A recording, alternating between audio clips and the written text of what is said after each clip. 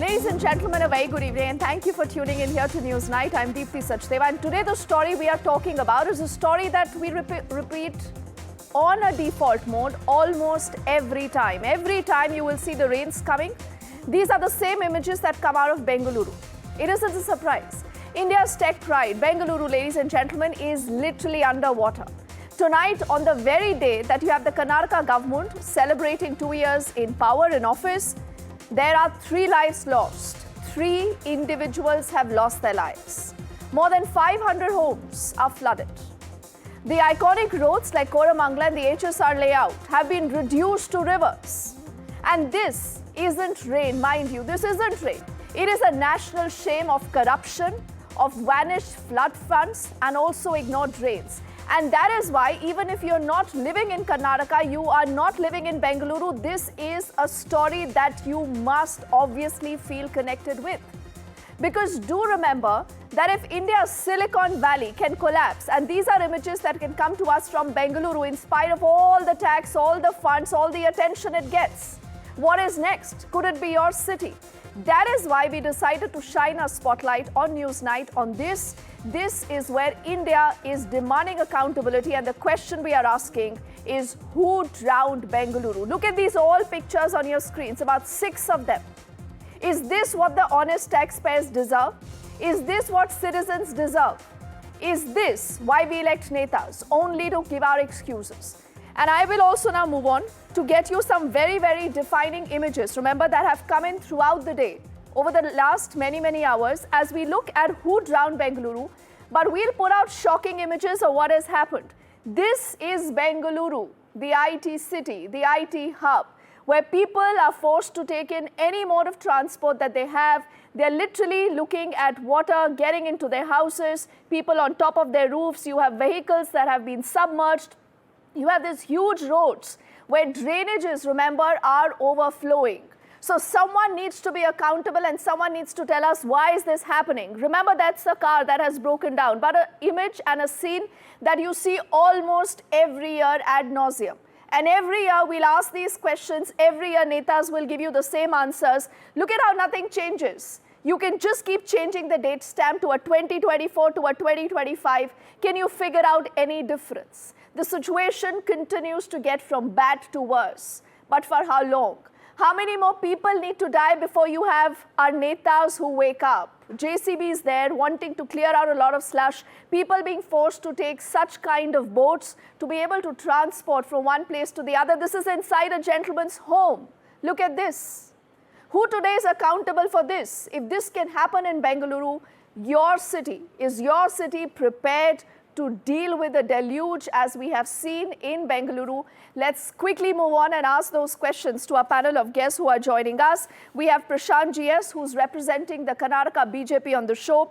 Also, Deepak Thimaya is representing the Congress. It's a pleasure also to have Vishwanath Shrikantaya, who's a Zen rain man. He's a water conservationist, and I'm sure when he looks at these images, he has a very, very different take and a very powerful one, sir.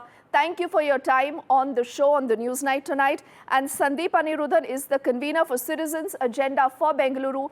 Gentlemen, with your permission, as we'll keep these images, we'll also put out our 5 straight questions, because that is what we want to do. These are pressing questions that a lot of our viewers have also sent to us throughout the day. So let's bring up News Night's straight questions.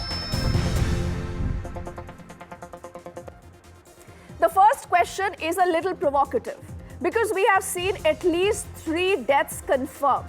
So I want to ask all netas accountable today, that how many people need to die before someone is held accountable? How many people need to die before our netas stop giving us excuses? Let's bring up our second straight question also on the show tonight. Why is India's tech capital sinking? Why is that happening year after year, season after season? Nothing changes. Does anyone have an answer? We'll find out. This brings us to our third straight question. What happened to the crores of money, remember, that is spent for quote-unquote flood prevention? Has that just gone down the drain? Has there been a corruption, as has been alleged politically? We'll try to find an answer also to that question. And who allowed the lake beds to become luxury apartments? Because today I must tell you that there are individuals who've shelled at least 3 crore to build an apartment, to get an apartment there on those very roads that are affected, but they need a boat, a rubber boat to transport from one place to the other. Who's responsible for this? Just the builder lobby, or there is more to this? Is there a politician and the builder nexus also? And a final straight question. Bengaluru is drowned, quite literally. Is that also drowned in political negligence? Because let's call a spade a spade. Let's fix accountability. Let's begin by taking our first question to Deepak Thimaya. Deepak ji, you're representing the Congress. The Congress has completed 2 years in governance today. There was some kind of a celebration also happening of sort, because you're giving yourself a pat on the back. What about these citizens? What about those 3 lives that have been lost? Very unfortunate that the lives have been lost. Nobody would celebrate loss of lives, and that you know too. But let me tell you, but why don't you show the areas that are not drowned? Why are you just showing about 15 to 20 points that are drowned? Because are you trying to say the whole of Bangalore has been drowned? Are you telling me we must show areas that are not drowned? And obviously become a part of the government's propaganda? No, because you seem to be selectively showing only what is convenient to you. 3 individuals who've lost their lives don't matter? Does anyone deserve to die because of this? Actually saying, why are you actually putting words in my mouth to say that, perhaps, it doesn't matter or whatever? Because I am trying to tell you that it doesn't. I already said it's a very sad thing that people have lost their lives. And let me tell you, Bangalore just doesn't belong only to one particular party. It belongs to so many parties. And the BJP has so many MLAs, MPs, and there are so many other people too. Let me tell you, the drowning has been caused by the rains.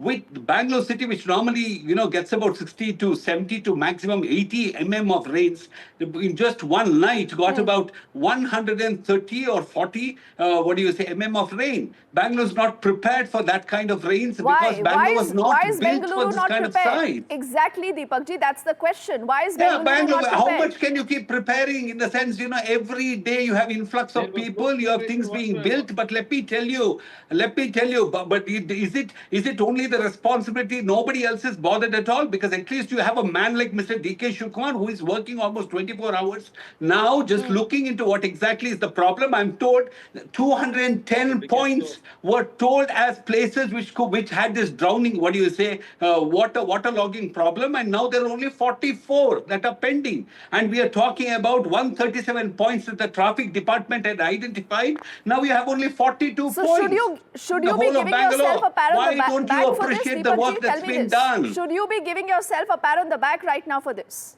It is not pat on the back, because the government's job is to do more. But let me tell you, no government has a magic wand, because basically a government's idea is basically to do something aspirational. If at all Mr. D.K. Shivakumar wants to do something for the, city, pat him on the back, because he at least has his heart in the right place. He uses the same roads. He drinks from the same source of water. He breathes the same air. He is actually the citizen of Bangalore like anybody else. And why don't you just understand that it almost looks like an agenda? Isn't there flooding anywhere else in the world? Isn't it happening in Paris? Agenda now. Come on, Deepak ji. Yes, this is an agenda. This is people's agenda. Course. This is people's agenda, sir. Let me just give you one last point, I tell you. We are proud to raise people's agenda. I thought you will come better prepared. You will give us solutions, not excuses. One last point. Yes. One last point. That is, you people are talking about, isn't Bangalore prepared? Colorado has been having tornadoes in the US for centuries. Isn't America prepared? These things are beyond any government sometimes. When it rains, this is an act of God. Are you saying this is an act of God, not an act of misgovernance? No, the rain is an act of God. 132 in one night. It's been raining for 3 days like nobody's business. I've been checking the weather reports. No weather report said it's going to be a record rain. You too can check it. Why are you just, trying to say that, maybe D.K. Shivakumar has a different kind of system where I don't understand. In this last conversation, this is about people and people's agenda. But I think you've taken D.K. Shivakumar's name multiple times. So I do not know who's playing politics. Who's playing politics, right? I don't want to say that. I think people are smart. Citizens are smart, they can figure this out. Sometimes some people are very smart too. Prashant, let me also get in Prashant from the BJP. Prashant, why are you blaming the Congress at all? They say this is an act of God, and not that when the BJP was in power in the state, the situation was any better. Correct, Dipti, it is act of God. Correct.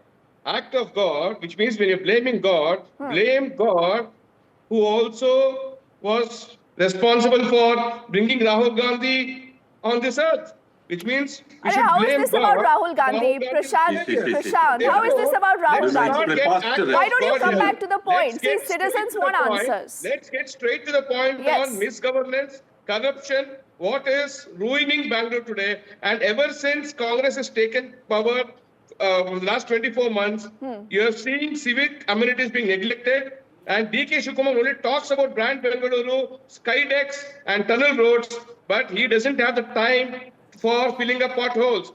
He was the same D.K. Shivakumar who was on record saying there are only about 100 potholes to be filled in Bangalore and in 100 days he'll get it done. And it's not happened. And people of Karnataka are fed up of this Congress because they are looting the people of Karnataka, complete negligence on their part, and now they have the audacity to blame God when due to their misgovernance or zero governance, people have lost lives. And now to come back and say, the tornadoes are in US and some other cities, those governments will take care. If you're so not what is able your to charge, Prashant? Before I get into citizen voices, tell me, what is your charge? No, the charge is simple. There is zero development in Bangalore for the last 24 months. The CM's secretary was on record stating that there are no funds for development because they've diverted everything. And look at the audacity today when people have lost lives and Bangalore is now flooded. These people celebrated in Hospet 2 years of their government. What government? 2 years of governance of giving what? And yesterday, if at all they wanted to celebrate guarantees, D.K. Shivkumar's statement yesterday stating that the guarantees are not to be given on month, or they have to wait like contractors. Okay, Prashant, as you're making that charge, let me tell our viewers, they're looking at two images on their screens. You know, one on the right, one on the left. One is obviously what ordinary citizens go through. The entire exercise of getting stuck somewhere, whether it is a traffic jam, whether it's a billboard falling apart, whether it's a tree there blocking your road, or just inundated roads like this. So this is Bengaluru for you. On the other side are images that have come in from the Congress's celebration today. They are marking 2 years in office. Rahul Gandhi was there in attendance. You're looking at those images also. So this is only to help you understand the context of any story. Now, the Netas have spoken. I'm not sure whether the Netas have answered our questions or not. But Vishwanath, let me come to you before I get in Sandeep into this conversation. Are our Netas lying? Are all Netas lying when it comes to accountability and responsibility? Can we not fix this situation? Well, we can fix the situation. I won't get into the political tu-tu-mai-mai, but as a citizen of Bangalore, as others are, one is deeply hurt even if a single life is lost. Yes. One is also deeply hurt if there is economic loss, where there's difficulty in movement of people on the roads. It's excellent to see the war room that has been established, which is taking an account of all the places which are flooded and where action is now being taken. One wishes that the war room had stepped in a month back and had planned so that these incidents would not occur or would occur minimally. That is the kind of foresight that is needed because the city has an excellent range of automatic weather stations which no other city in India has. It has 101 weather stations, and so therefore the prediction of rain is not an excuse. We should be prepared for 100 to 150 millimeter rain, and we should be prepared to do it. And also there are legacy points. Some of the points which are flooded time and again. We need to address the core structural issue and make sure that these are overcome. And let me just finish by saying that if we have an elected local government, then we can hold people accountable. Currently, we haven't had a local government election for the last 2.5 years. We don't have councillors. We don't have anybody from the local government to hold accountable, either from this side of the political spectrum or that side of the political spectrum. So governance, accountability, and responsibility should be fixed at the local level, and that is very important. You know, you've touched an Achilles heel, and I'm so glad that you've brought up that entire point. And I'm sure whether it'll be Prashant or Deepak, they won't have a response to that question. But I want to get in Sandeep quickly, who's also the convener for Citizens Agenda for Bengaluru. So, you know, Sandeep, we've just heard the politicians say that we have an agenda. Our agenda is for the people, and why should that be a problem? When we go out to vote, should we not demand accountability? If the only agenda these political parties seem to have is how to suck out patronage from the system, make money on the side, they are not interested in governance. The 74th Amendment of the Constitution clearly lays out how Bengaluru should be planned, how it should be governed. There is supposed to be a Metropolitan Planning Committee as the planning authority. They're supposed to have had these 33 years back. For 33 years, we've had unplanned development. That is why it is such a mess. And we have not had devolved, decentralized, unified city government, which is elected. We're supposed to have elections. Without elections, as one of the speakers also said, we don't have recourse to somebody in our own ward. We don't have someone at the grassroots to address our problems. And that is a denial. That's a denial of governance to every citizen. And this goes for both. Neither has BJP nor has Congress done anything in the last 30 years to fix this. They are not following the Constitution. So basically, they're all violating the Constitution. Why do they keep doing it again and again? Again, now they're planning some new kind of a bill and act, which is again not compliant with the Constitution. So again, it will fall apart. So it looks like these political parties don't intend to give governance. They want to suck out whatever they can from these cities and then leave it high and dry. That is the only visible outcome there is for an average citizen. Citizens have no hope because this is happening every year, multiple times.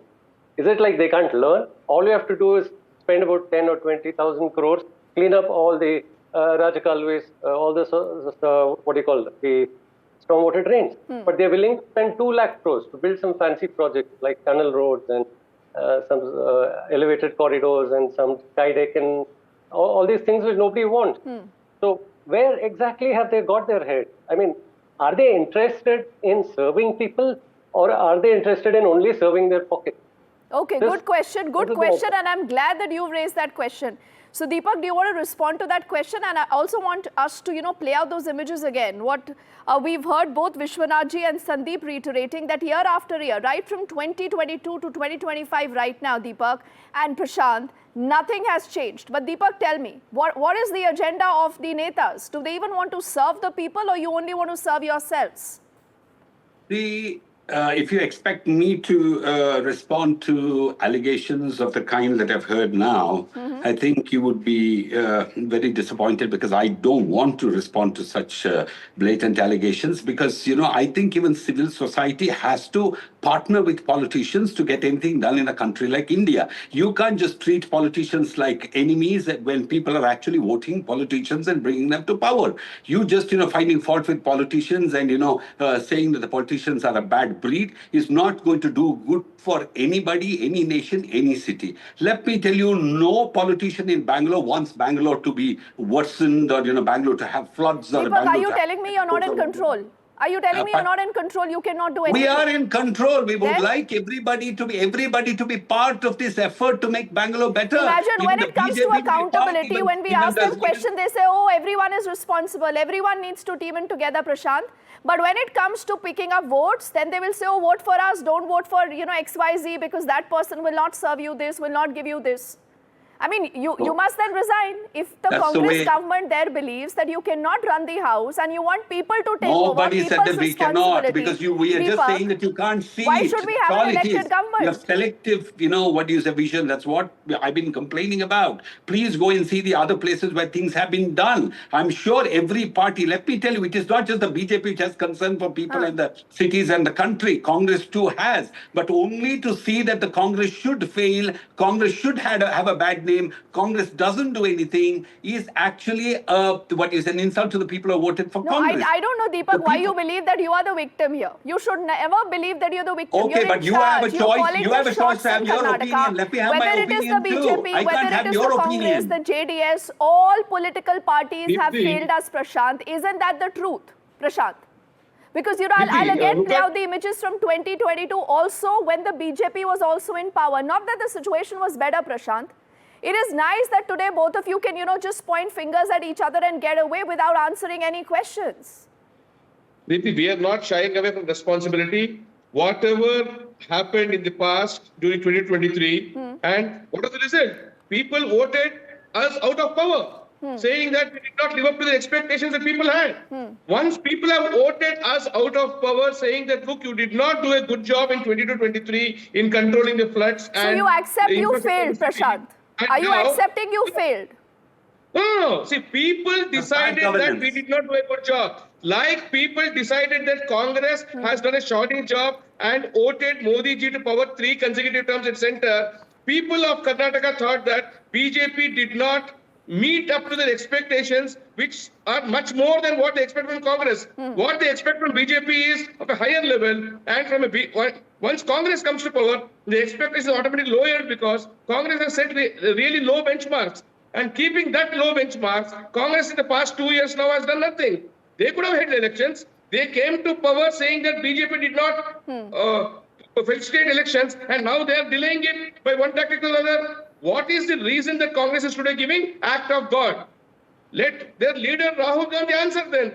What act of God resulted in them celebrating in Hospet and not being with the people here? He should have a march here. He should people must note this, that the moment you ask Netas questions, they will only talk about politics, no solutions. And that is unfortunate.